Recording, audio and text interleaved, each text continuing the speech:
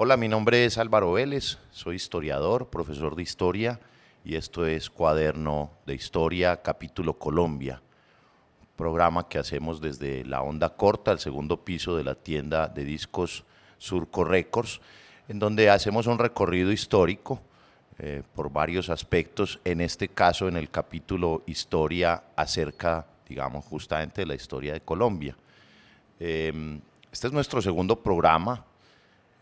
Y en el primer programa yo les había comentado, les había contado algo sobre la Europa antes de la llegada de los europeos y específicamente de los españoles a América.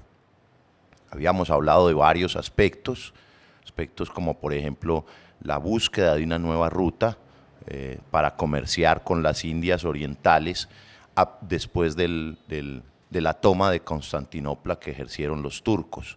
Les contaba también, y para avanzar, digamos, en este relato histórico que les estoy contando, les hablaba también en el programa anterior que España es un crisol de etnias, porque España fue conquistada varias veces, fue invadida y conquistada varias veces por varias culturas o civilizaciones, empezando desde los fenicios hasta la gente del Islam.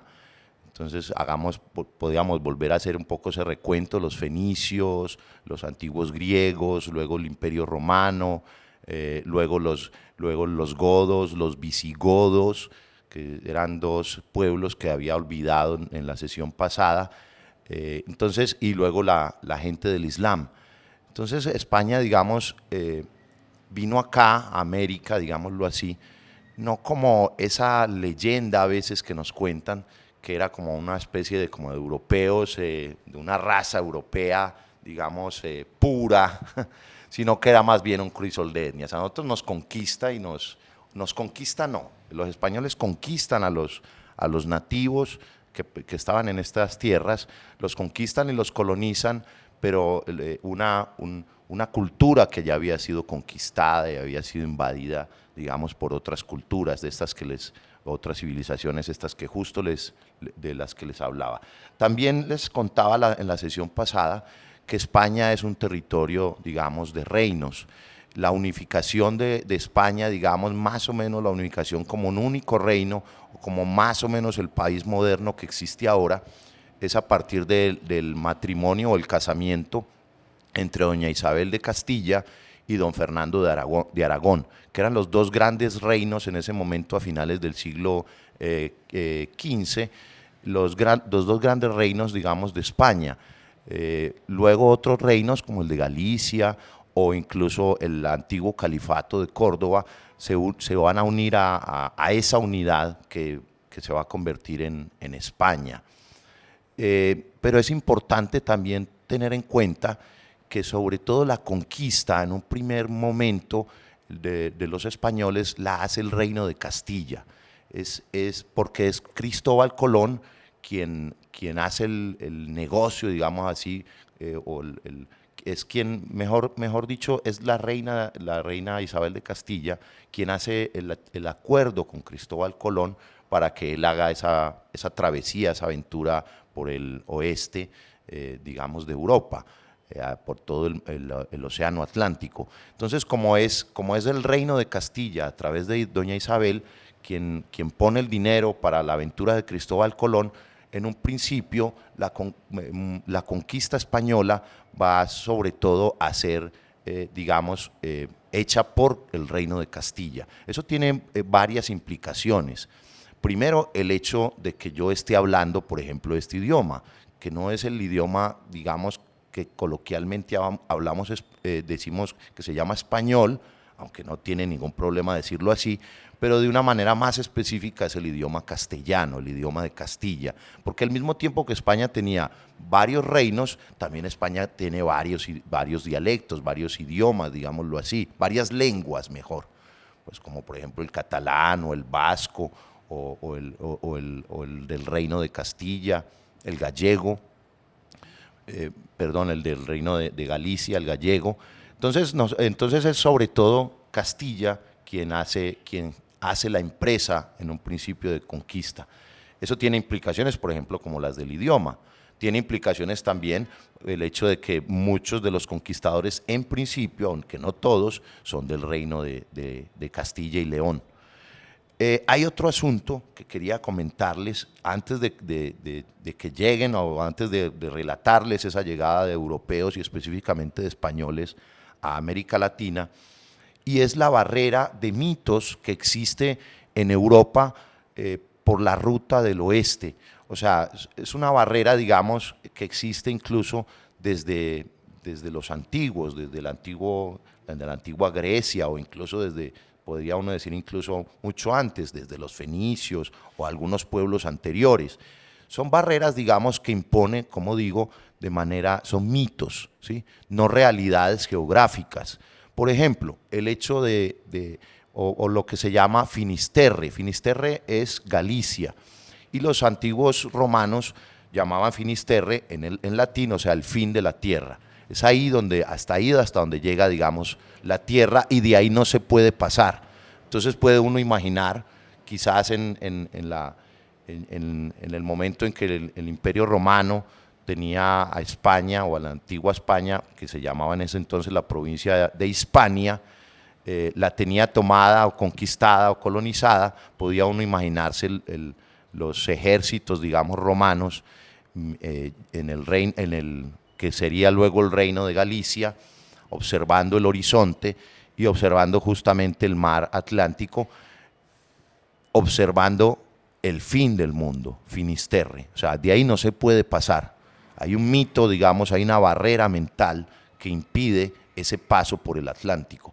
Entonces, por eso les contaba también en el primer programa, o en el programa anterior mejor, que no era fácil, digamos, crear una ruta hacia el oeste, porque nadie, por lo menos conocido, había hecho esa ruta antes.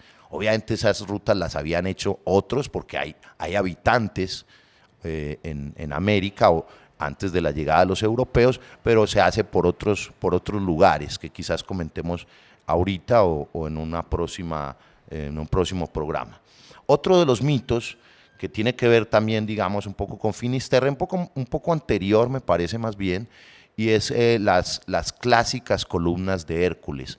Es ahí, después de Finisterre, y atravesando un poco la costa hacia más al oeste, donde era posible ver las columnas de Hércules. Quizás sea un mito creado desde la antigua Grecia. ¿Qué significan las columnas de Hércules? Significan eso mismo que significa Finisterre, o sea, el fin del mundo. En donde tú encuentres las columnas de Hércules es porque ahí está el fin del mundo, y entendamos el fin del mundo como también el fin del universo, ¿cierto? No hay nada más allá después de las columnas de Hércules, que se sitúan justamente en ese lado oeste de Europa, un poco más allá de la costa de Finisterre. Otro mito que impide, digamos, o que impedía, digamos, quizás una exploración antes de Cristóbal Colón, es el mito, digamos, de la tierra plana. Y con ese mito de la tierra plana se creía que unas leguas después, digamos, de la costa de Galicia o de Finisterre, había un fin, digamos, de esa tierra plana, y el agua del mar, caía cual cascada eterna, digámoslo así, hacia al vacío o hacia la nada, digámoslo así. Entonces los barcos iban a llegar hasta un límite, iban a llegar hacia esa cascada eterna, entonces ahí no había básicamente nada que hacer.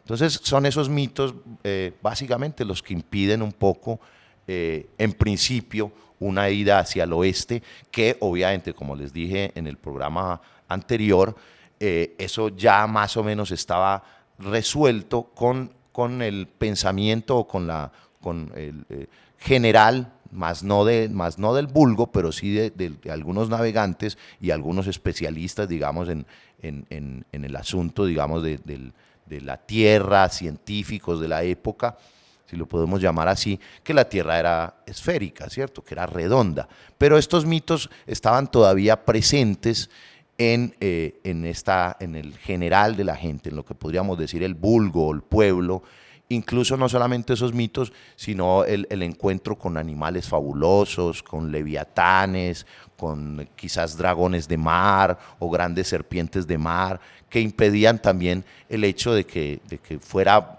factible esa aventura, ¿sí? De hecho, en algunos viajes hay motines, en viajes incluso en los viajes de Colón hay motines en viajes de otros navegantes porque creen que existe un leviatán, un animal fabuloso en los océanos de estos del Atlántico que van a engullir las naves o van a acabar, digamos, con toda la aventura o por lo menos con toda la tripulación, ¿sí? Entonces, son barreras que hay que ir superando y las cuento es porque no es fácil el viaje. El viaje que hace Cristóbal Colón no es visto hoy en día, pues uno dice, bueno, sería relativamente fácil entenderlo, pero estamos mirando, estamos tratando de interpretar ese pasado a través de esa luz del presente y no mirar ese pasado, digamos, con nuestra visión del presente, no tendría sentido. Los viajes de Colón entonces se inician, ya les contaba en el programa pasado, con la anuencia y la financiación del Reino de Castilla por digamos, una cierta, digamos, buena relación que existía entre el navegante genovés y la reina de Isabel de Castilla. Entonces se inician los viajes, ya como ustedes saben, no me va a quedar mucho ahí en los viajes, hay 3 viajes.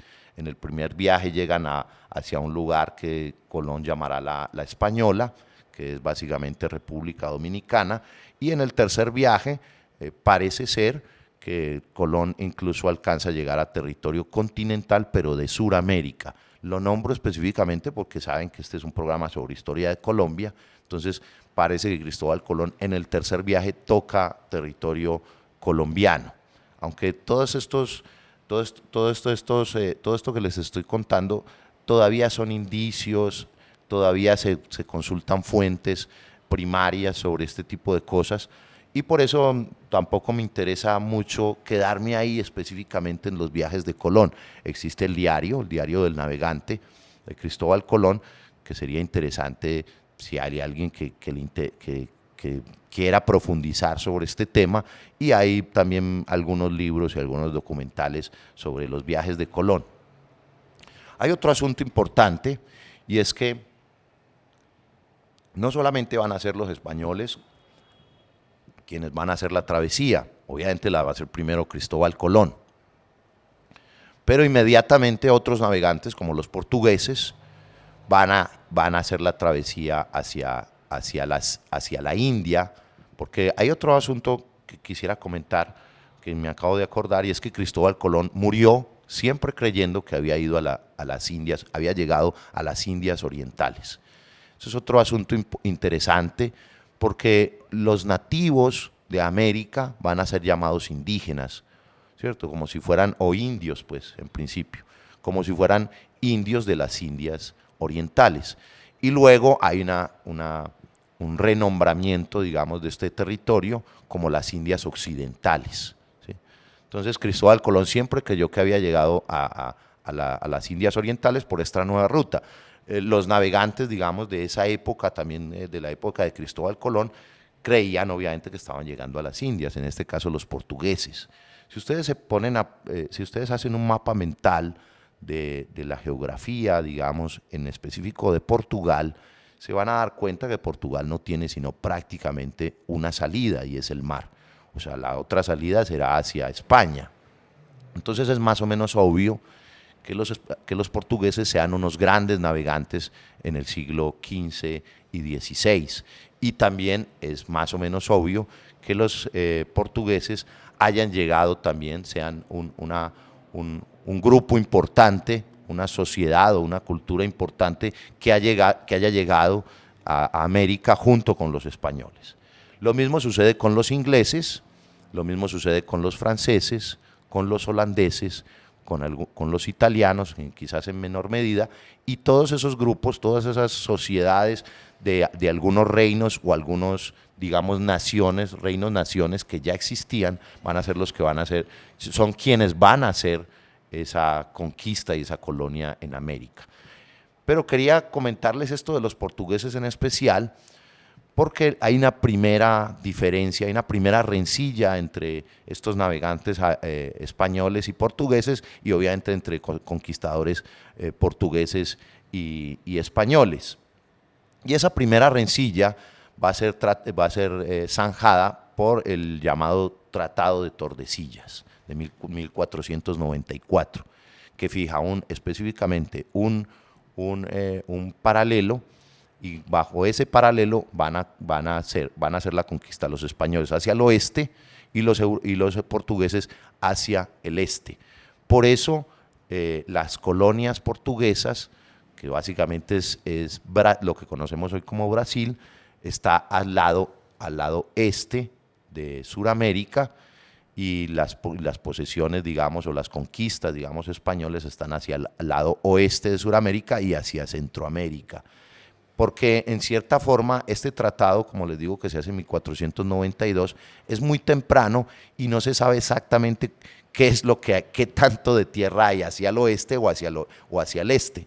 Entonces, básicamente, creían que había más o menos una equidistancia en ese paralelo, pero que finalmente, pues ya lo sabemos obviamente, que las conquistas las conquistas y la colonia española es mucho más extensa en tierra que lo que lograron los portugueses. En Norteamérica, el suroeste norteamericano es español, ¿cierto? Todo lo que conocemos ahorita como las dos Californias, la Baja y la Alta California, Texas, Arizona, Nuevo México, todo ese sector es español. El lado sureste, en cambio, lo que conoceríamos luego como Luisiana, son posesiones francesas, algunas posesiones también un poco más hacia el oeste. En todo el oeste norteamericano y un poco hacia el norte están las posesiones inglesas, posesiones francesas, hacia el lado también de Canadá, y esa es, digamos, la repartición más o menos que se hacen entre esas otras reinos o sociedades europeas. Luego los norteamericanos, cuando hacen su independencia, la harán con las 13 colonias del este norteamericano, e irán conquistando sectores de posesión de naciones indígenas, y luego de guerras y compras contra México, y luego compras incluso hacia Rusia, compran Alaska, porque los rusos también conquistan ese espacio, digamos, de Norteamérica. Pero bueno, eso es otra historia, solamente les quería mencionar ese asunto. Hay otra cosa, digamos, hablemos ya exactamente de la conquista. Hay un montón de mitos que hay que, digámoslo así, desplazar o cambiar o quitar, digamos. No sé si por otros mitos, pero por lo menos por algunos hechos que creo que son un poco más claros por las fuentes históricas del momento.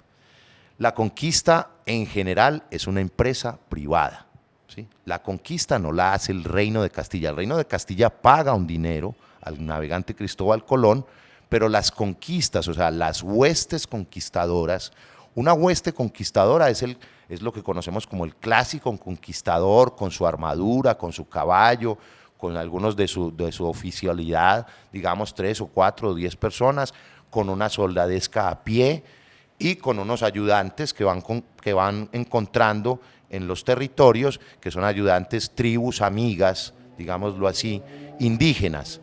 Esa hueste conquistadora es una empresa privada. Eso no va por parte del rey ni de la reina, pues ni de la reina de Isabel de Castilla, ni por el rey Carlos I después, ni por el rey Felipe, son empresas privadas. Y como empresas privadas hay un capital para esa hueste, para esa empresa, y por eso el conquistador, en cierta forma, digámoslo así, aunque pueda sonar de manera un poco eufemismo, por eso el conquistador es tan aguerrido en el momento, digamos, de llegar a los territorios. O sea, por eso no da su brazo a torcer, porque básicamente es una empresa que ha puesto a alguien con dinero en España, un privado, y se la ha entregado al conquistador para que cree esa hueste, para que tenga las armas, las armaduras, los caballos, todo ese tipo de cosas, las naves para llegar a los sitios. Y si él se devuelve en su empresa conquistadora, básicamente pierde el dinero, pierde ese capital. Hay una consideración, eso sí, obviamente, con la conquista, y es que España es un imperio que defiende a la Iglesia Católica, es un imperio santo. Entonces lo que exige el reino de Castilla en principio y luego el reino de España será básicamente el buen trato a los naturales y la posesión sobre las tierras conquistadas. El buen trato se refiere en ese momento a que los naturales de las tierras sean evangelizados obviamente a la religión católica. Eso, como es obvio, como lo sabrán ustedes, y por las distancias y por la falta de comunicación, va a dar pie obviamente a vejámenes, a una serie, digamos, de situaciones ventajosas para el español, y no solamente ventajosas, sino también de desmanes, obviamente, de desmanes que hacen parte, digamos, de esa naturaleza humana, y la naturaleza humana de ese momento también, y de la moral de ese momento también, que entendía quizás que el europeo, el español, quizás podría pensar que el natural que encontraba en estas tierras no era humano, o era casi humano. Entonces le permitía vejámenes como las conocemos, como las violaciones, como los asesinatos en masa, las masacres, todo ese tipo de cosas. Pero creo que hay que entender un poco, en cierta forma, como les decía ahorita, esa moral y esa visión que tenía el europeo de esa época. No lo estoy justificando, obviamente, no hay justificación para ello, pero no hay forma tampoco de juzgar con la moral y la visión que tenemos del presente cómo un conquistador europeo trató a un natural en tierras americanas.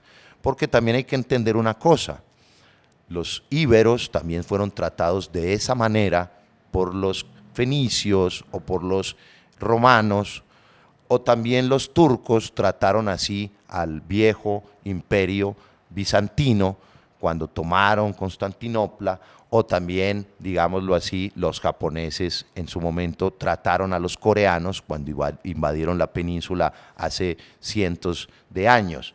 A lo que me refiero con esto es que el ser humano tiene una naturaleza, y su naturaleza es una naturaleza en la que ejerce un poder sobre el otro, un poder sobre el conquistado.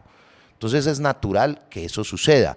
No, vuelvo y repito, no lo estoy justificando, no estoy diciendo que eso esté bien, estoy diciendo que es un asunto natural. Esas conquistas a la fuerza, esas invasiones a la fuerza, han sucedido, suceden y sucederán durante nuestra existencia como civilización humana. Yo creo que nos podemos quedar ahí hasta las huestes conquistadoras. Las huestes conquistadoras tienen un asunto mucho más profundo, mucho más interesante, mucho más particular, pero podemos hablarlo quizás en el siguiente programa de Cuaderno de Historia. Antes de cerrar el cuaderno, siempre recomiendo un libro cualquiera, de cualquier tema sobre historia, y sobre todo libros que me parece que son más de divulgación, más libros que se pueden leer tranquilamente un fin de semana, una semana en casa, en una tarde, digamos, bonita, como a veces las tiene aquí Medellín, desde donde hacemos el programa. Y en este caso traje La Guerra Civil Española. La Guerra Civil Española, un recuento bastante simplificado, pero muy bien simplificado por el historiador francés Pierre Vilar. Pierre Vilar es uno de los grandes historiadores del siglo XX, o sea, tiene la marca justamente de él. Y la Guerra Civil Española es una guerra que a uno se le hace a veces bastante confusa, bastante enredada, digámoslo así, y Pierre Vilar la explica de una manera brillante en este pequeño libro. Es un libro, ya es un clásico, obviamente, es un clásico ya del Vilar. Pierre Vilar pues es un historiador que nació en 1906, o sea, obviamente es un historiador que ya murió, Esta edición es una edición de Editorial Crítica de Barcelona, y es una edición, esta edición que yo tengo es una edición del 2000, aunque la primera edición en español salió en 1986. Esto para un historiador, digamos, académico puede parecer un poco antiguo, ya muy viejo, una edición del 86, y en español, porque Pierre Vilar la edita primero en francés, pero como les digo, es una edición para todo el mundo. Quiero saber sobre la Guerra Civil Española. Este libro es muy recomendado, el de Pierre Vilar, historiador francés. Bueno, creo que podemos cerrar el libro de historia hasta hoy, y nos vemos en una próxima oportunidad.